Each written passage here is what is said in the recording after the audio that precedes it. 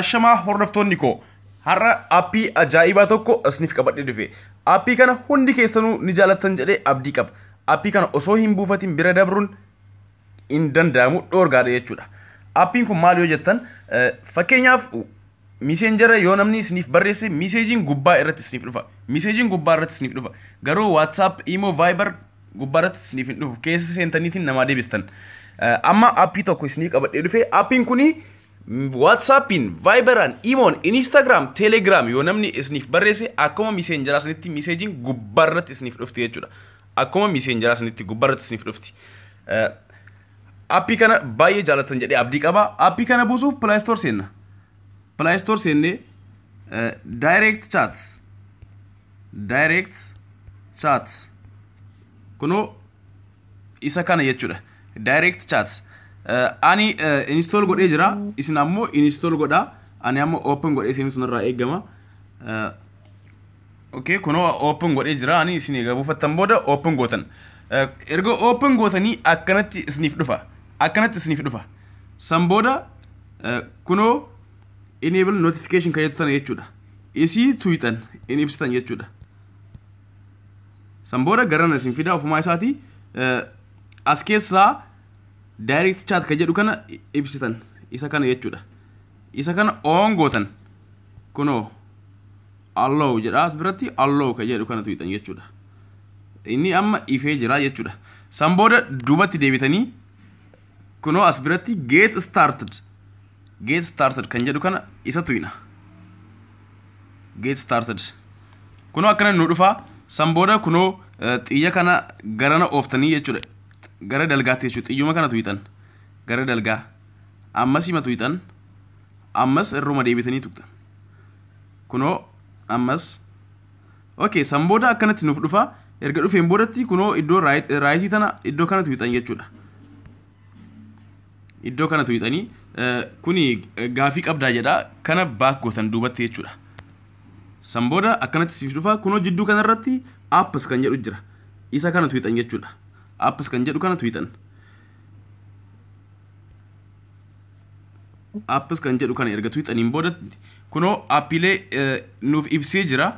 Aappiilee nuuf ibsee jira. Amma wanta nuuf laa barbaannu Telegram, WhatsApp, Viber, Skype, Instagram kunoo akkanatti nuuf fidee jira. Kanniin keessaa kamii haa ta'u yoo isin ammoo itti dabaluu barbaadan kunoo add more kan jedhu kana jechuudha. Add more kan jedhu kana tuuyitanii kan biraa kan namni chat irratti isiniif godhu kan biraa irratti dabaluu dandeettan. Kan biraa irratti dabaluu dandeettan kanniin keessaa. Fakkeenyaaf gara gadii akkanatti yoo oofne jiran wantoonni silaa namni irratti isiniif barreessu. Kanniin keessaa sooyinee itti dabaluu dandeenya jechuudha. Saniin irratti yoo dabaluu barbaanne. Fakkeenyaaf maal irratti namni naa barreessa Twitteraa jedhu. Twittera kunoo isas ibsee Twitteraa kanuma wanti kuuwwan innuu naaf ibsee jira. Kunoo kanniin jechuudha. San booda duubatti deebi'aa. Duubatti deebi'ee amma akkamitti yoo namni naaf barreesse WhatsAppiidhaan gubbaa irratti dhufa kan jedhu isinitti argisiisa. WhatsAppiin namni yoo naaf barreesse akkamitti miiseejiin sun gubbaatti naa dhufa kan jedhu kunoo amma laala. Miiseejiin WhatsAppii dhufaa jira kunoo. Okay, duubatti haa deebi'u. WhatsAppii okay. Amma kunoo amma miiseejiin kun kan WhatsAppiiti kun. WhatsAppiidhaan namni barreessaa jira. WhatsAppiidhaan namni naaf barreessaa jira. Yoo barreessu kunoo gubbaa irratti dhufaa jechuudha miiseejiin isaa sun.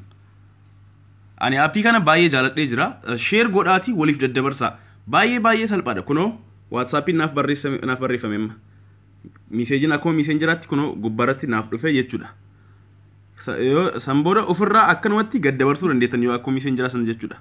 Gara gadi ooftanii. Aappii kana baay'ee jaalattanii. YouTube kiyya ammoo akkasuma subscribe godhaa. Linkii aappii kana iddoo description irra isiniif kaaya. Linkii isaa yoo Play Store irratti Play Store naaf hin dalagu maal kan jedhan nama baay'ee jira. Linkii isaa isiniif kaaya.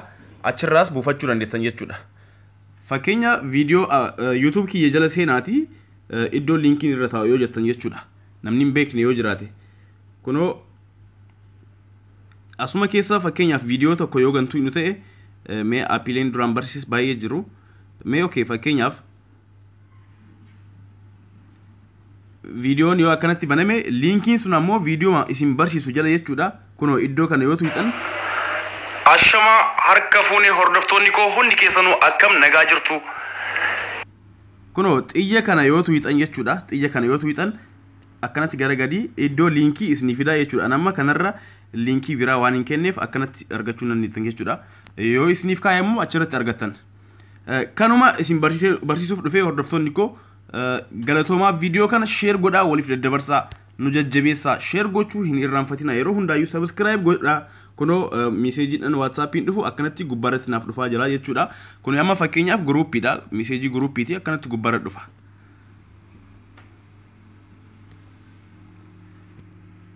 Okay galatoomaa share godhaa waliif daddabarsaa asumarratti addaan baana yeroo itti aanutti aappii biraa qabannee hanga walitti deebinuuf nagaan nuuf tura.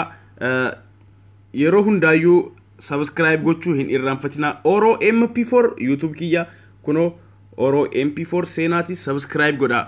Baay'ee subscribe hin qabu waan ta'eef seenaa subscribe naaf godhaa. Galatoomaa yeroo itti aanutti hanga walitti deebinuuf nagaan naaf tura.